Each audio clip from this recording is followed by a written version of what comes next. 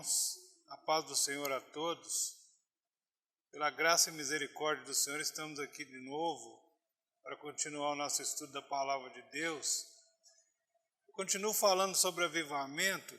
Muitas pessoas podem pensar, avivamento é barulho, é movimento. Não, avivamento é conhecimento da Palavra de Deus, é crescimento da igreja, é amadurecimento dos cristãos. E nós vamos dar continuidade aqui ao nosso estudo nesse dia. Eu quero ler já de imediato o livro de Atos capítulo 1, a partir do versículo 1.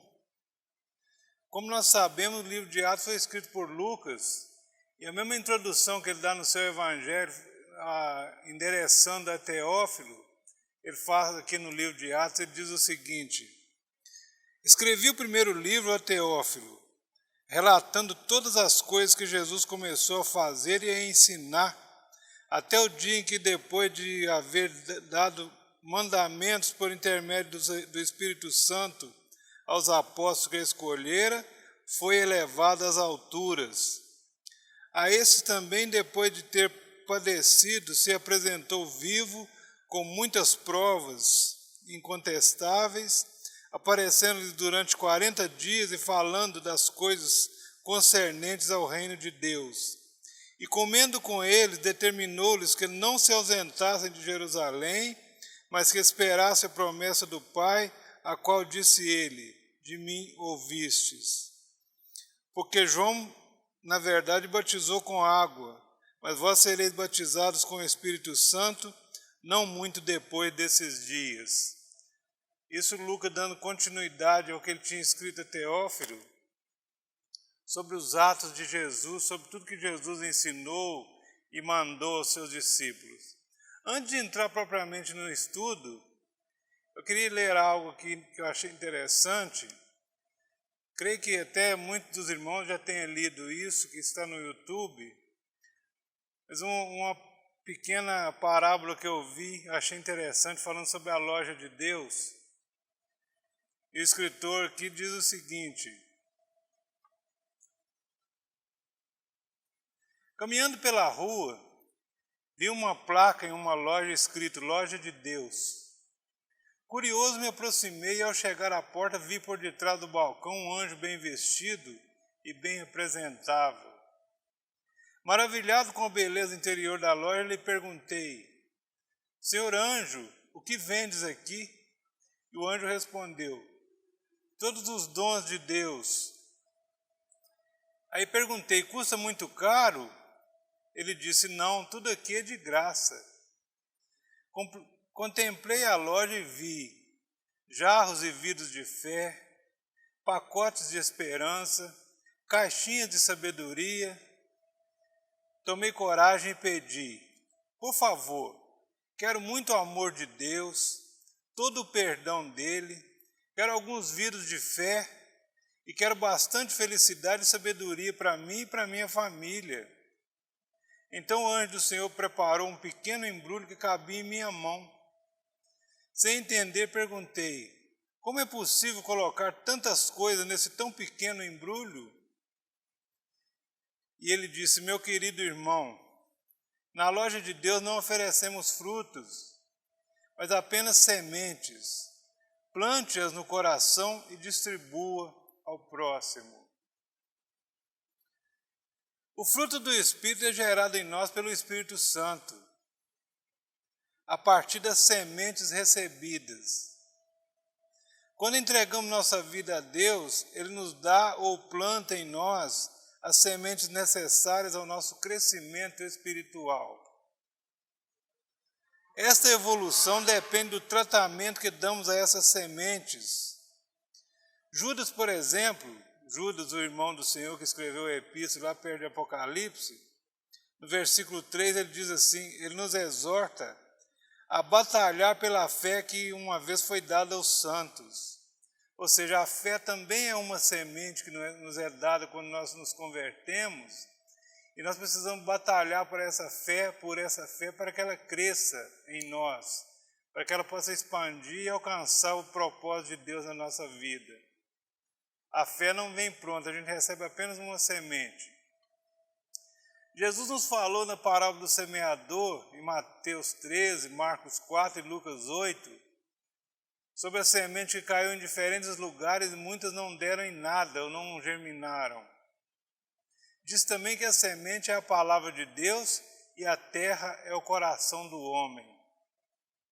Cabe, portanto, a cada um de nós ter um coração bem disposto a deixar que o Espírito Santo trabalhe em nós, purificando, arrancando as ervas daninhas da nossa terra e fazendo que a semente do amor, da paz, do entendimento, da paciência, da compaixão pelo próximo germine em nós e possa dar muito fruto. Esta é a vontade de Deus, que nós demos fruto e que o nosso fruto permaneça. Então eu queria dizer para o irmão o seguinte: não ore pedindo a Deus frutos prontos, esperando receber frutos prontos. Você recebeu ou receberá sempre sementes, as quais precisam de cuidado para nascer, crescer e frutificar. Seja uma terra fértil e deixe o Espírito Santo trabalhar em você. Por exemplo, a nossa oração funciona. Quando nós oramos a Deus pedindo alguma coisa, Ele nos dá. Só que às vezes Ele nos dá de um jeito que nós não entendemos. Por exemplo, muitas vezes eu estou em dificuldades financeiras e o salário que eu estou ganhando na empresa é insuficiente para mim viver com a minha família. E eu começo a pedir a Deus recursos financeiros. Sabe o que Deus me dá? Muitas vezes a gente pensa assim, vou orar a Deus, e a hora que eu sair na rua vou achar uma sacola de dinheiro, vai resolver meus problemas tudo, porque Deus, na verdade, Deus pode fazer isso, fazer chover dinheiro do céu se Ele quiser. Mas às vezes você ora a Deus pedindo recurso financeiro, o que Ele te dá? Um aumento de salário, uma promoção na empresa. De repente você chega na empresa e o chefe manda te chamar no escritório e fala assim, eu vou mudar você de setor, vou te dar uma promoção, você vai ganhar mais agora. Ou às vezes até um convite para fazer algumas horas extras. Por que não? É um meio que Deus abre uma porta de você aumentar a sua renda, o seu recurso. Então são coisas que nós precisamos entender, que Deus nem sempre Ele dá para você o peixe, Ele dá a isca e a vara para você mesmo pescar, para que você possa valorizar aquilo que Deus te deu, né? É isso aí. Voltando agora para a lição, o textuário da lição, Atos capítulo 1, verso 8, diz assim: os discípulos perguntaram a Jesus, quando Jesus já estava começando a subir para o céu, falaram assim, Senhor, você não vai restaurar o reino para Israel? Porque na verdade, meus irmãos, muitos discípulos foram até o dia que Jesus subiu ao céu, esperando Jesus ser um governo político. Muitos esperavam que Ele fosse assentar no trono de Davi, em carne, como o rei de Israel, e dominar o povo naquele tempo. E quando Ele estava já subindo ao céu, eles perguntaram, Senhor, você vai restaurar o reino a Israel? Ele diz assim, isso não compete a você saber essas coisas, porque o Pai reservou para si próprio. Mas recebereis poder, o verso 8, recebereis poder ao descer sobre vós o Espírito Santo, e sereis minhas testemunhas, tanto em Jerusalém como em toda a Judéia e Samaria, e até os confins da terra. A verdade prática dessa palavra, que apesar de suas limitações, sendo recém-nascida, a Igreja de Cristo, guiada e revestida pelo Espírito Santo, conquistou o mundo da época, chegando, como disse Jesus, até os confins da terra. A igreja primitiva, a igreja formada ali no dia de Pentecostes, ela varreu o mundo da época, ela alcançou todos os cantos onde havia gente. E o Evangelho foi pregado naquela época a toda criatura. O texto básico que nós lemos, sempre, irmãos, que nós lemos sobre a igreja, a gente dá uma varrida, né, nesses 2000 anos de igreja, 2000 e poucos anos, a gente faz comparações com a igreja primitiva e com a igreja atual. O que cresceu, o que diminuiu, o que mudou. Os crentes eram mais santos ou são mais santos agora? Evoluímos, crescemos ou não? A gente faz comparações entre a igreja primitiva e entre os nossos dias. É sempre bom lembrar que o livro de Atos dos Apóstolos, que alguns estudiosos até sugerem que deveria se chamar Atos do Espírito Santo, porque, como vocês sabem, há 3 dispensações. Houve a dispensação do Pai, Antigo Testamento, povo de Israel, lei de Moisés, era a dispensação do Pai, sacrifício no templo, sacrifício de animais, sangue espargido pelo pecado, e tudo isso era a dispensação do Pai. Depois veio a dispensação do Filho, ministério tão curto, de 3 anos e pouco, apesar de Jesus já ter 30 anos quando assumiu o ministério, mas o ministério dele durou 3 anos e meio, segundo os estudiosos, e esse curto ministério foi a dispensação do Filho, quando ele abriu as portas do céu para quem quisesse entrar. E logo depois que ele subiu ao céu, ele cumpriu a promessa de enviar o Espírito Santo. Começou a 3ª dispensação, que é a dispensação do Espírito.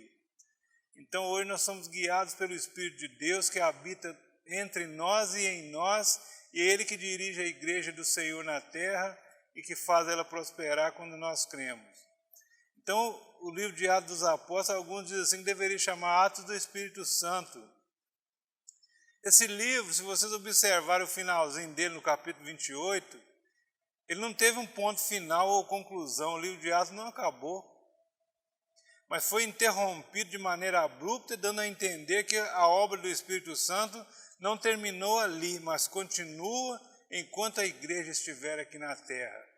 Então os apóstolos foram, morreram, os anciãos daquela época se foram, mas hoje nós somos a igreja do Senhor, estamos com a incumbência de levar essa obra à frente, e o Espírito de Deus faz uso das nossas vidas para a sua glória e para o seu louvor. Enquanto existir igreja, enquanto não aconteceu o arrebatamento da igreja, quando estivermos por aqui, é a dispensação do Espírito, e nós somos os encarregados de fazer crescer esta obra. A obra e os dons do Espírito são para os dias atuais.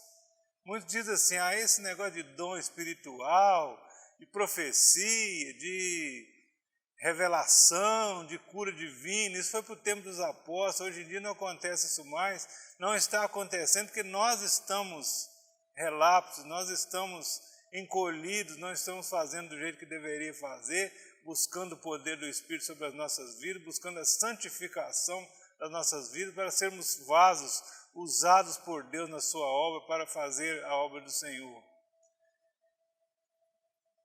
Então, são para os dias atuais, e é a força, o poder e a sabedoria que move a igreja. E ainda que temos experimentado somente gotas, existe um oceano a nosso dispor.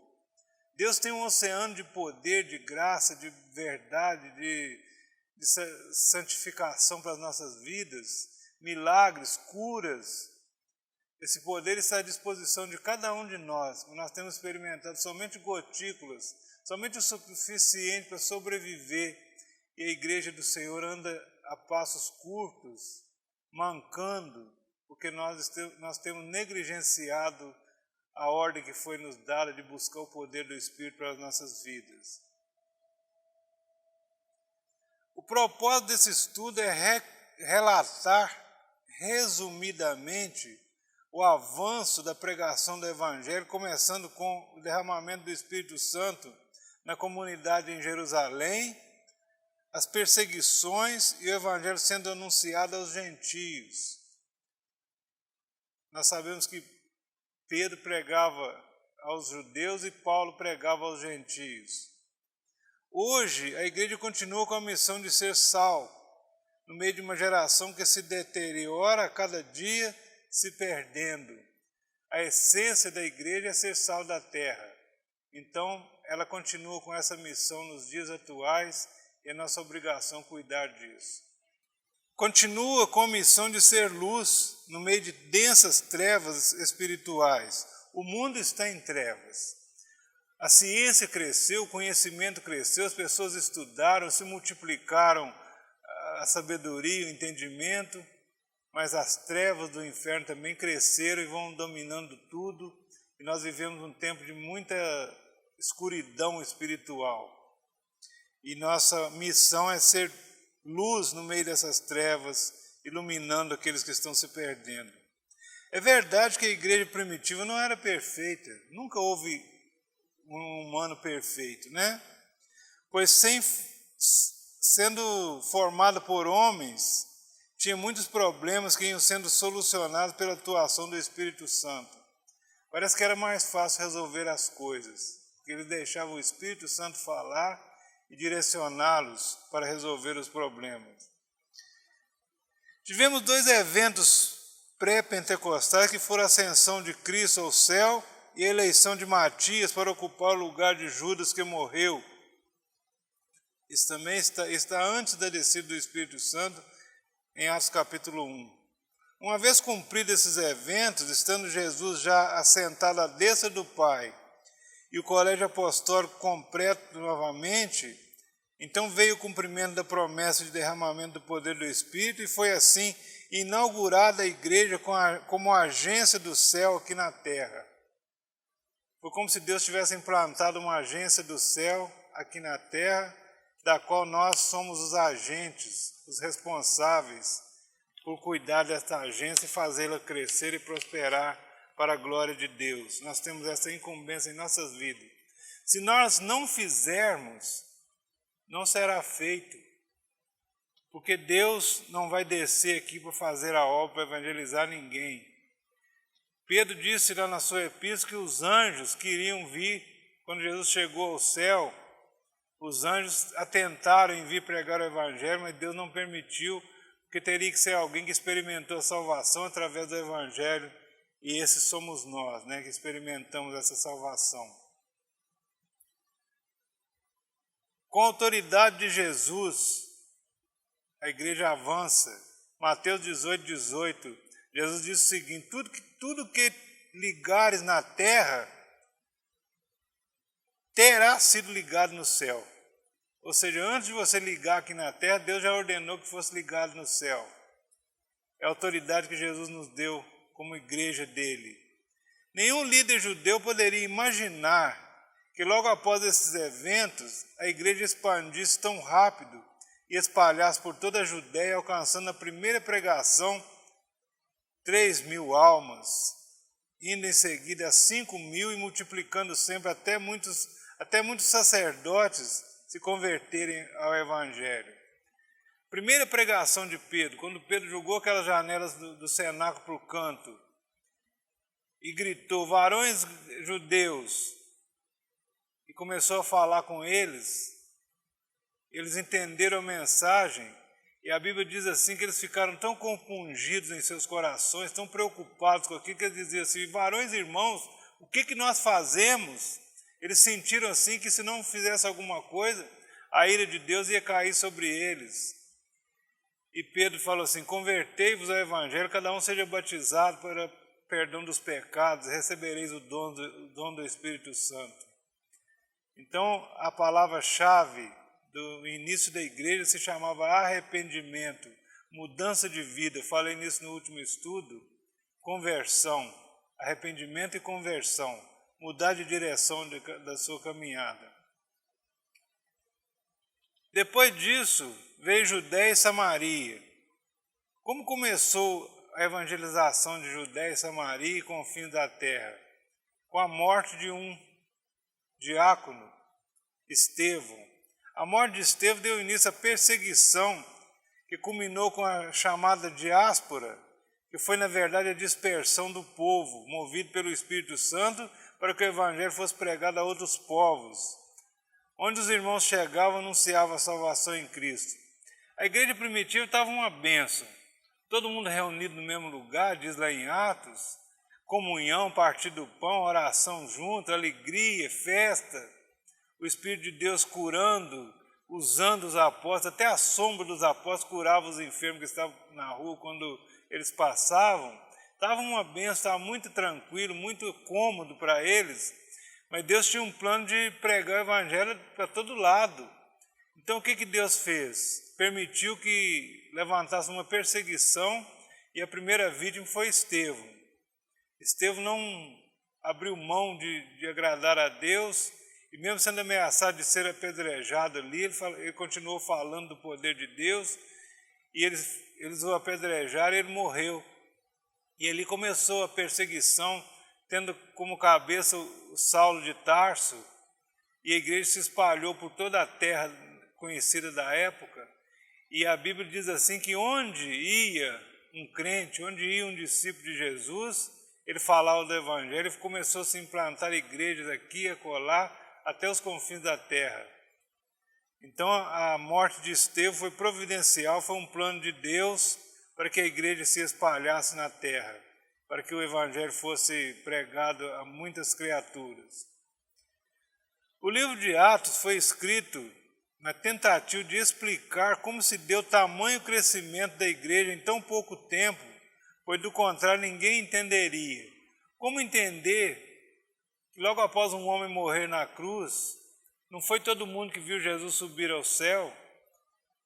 O texto diz assim que foram 120 pessoas que viram Jesus subir esse assunto ao céu. E se todo mundo ficasse caladinho, como se explicaria o crescimento da igreja? Então esse livro foi escrito, Lucas minuciosamente buscou conhecer através daqueles que participaram da obra do Espírito Santo ali, como cresceu, como foi a pregação, como os discípulos foram usados para pregar o Evangelho, e houve o crescimento da igreja, e ela se expandiu, e em pouco tempo ela estava dominando o mundo conhecido da época. Ninguém entenderia se não fosse escrito esse livro. Aconteceu em seguida a conversão de Saulo, que de perseguidor da igreja passou a ser pregador entre os gentios. Saulo, a Bíblia diz assim, que ele andava respirando ódio contra os cristãos. Ele achava que era um insulto pregar salvação em um homem que havia morrido. E ele, como era um judeu zeloso, estudado aos pés de Gamaliel e defensor da lei de Moisés, ele começou a perseguir a igreja, levando pessoas presas, matando. E a Bíblia conta assim que na morte de Estevão ele estava lá comandando aqueles soldados que mataram Estevão, ali junto com o povo. Ele foi testemunha e diz assim que eles depositaram as roupas de Estevão aos pés dele. Então ele consentiu com aquilo que aconteceu. Mas um dia ele estava indo, a história de Saulo, os irmãos conhecem, estava indo para Damasco e teve um encontro com Jesus e foi convertido, né? Se tornou pregador entre os gentios, sendo usado pelo Espírito Santo, alcançando os lugares mais distantes, onde implantou igrejas, e o propósito de Jesus foi cumprido até os confins da terra. Isso não encerrou com as prisões e morte dos apóstolos, mas ainda hoje Deus levanta homens e mulheres e os capacita com o poder do Espírito, porque a pregação do Evangelho só cessará o dia que a igreja for arrebatada ao céu por Cristo. Há ainda uma missão a ser cumprida. A volta de Jesus está próxima. Tudo indica que os tempos estão chegando ao fim. As coisas lá vão só piorando cada dia. E tudo que está escrito na palavra que deveria de acontecer já estão acontecendo. Então há ainda um tempo que nós devemos pregar o Evangelho. Que o dia que a igreja for arrebatada, cessará essa pregação. Há ainda muitas almas a ser conquistadas, e nós somos os agentes de Deus nessa geração. Busquemos então cumprir nosso papel como uma corrida de revezamento. É nossa vez de levar o bastão. Não sei se você já prestou atenção naquela corrida de revezamento 4x4. Cada um corre um trecho com o bastão na mão e passa para o seguinte. A igreja do Senhor também está nessa corrida. Quando um para, o outro continua, e a obra não pode parar, nunca parou e não pode parar, porque essa obra é de Deus. Então, irmãos, hoje eu vou ficando por aqui. Que Deus nos ajude a cumprir o nosso papel na casa de Deus, na obra de Deus, levando essa palavra até os confins da terra, a todos aqueles que estão necessitados, e que Deus nos dê força para romper com esses tempos difíceis e fazer a sua vontade em nome de Jesus. Deus te abençoe em nome de Jesus, que você tenha a paz do Senhor no seu coração.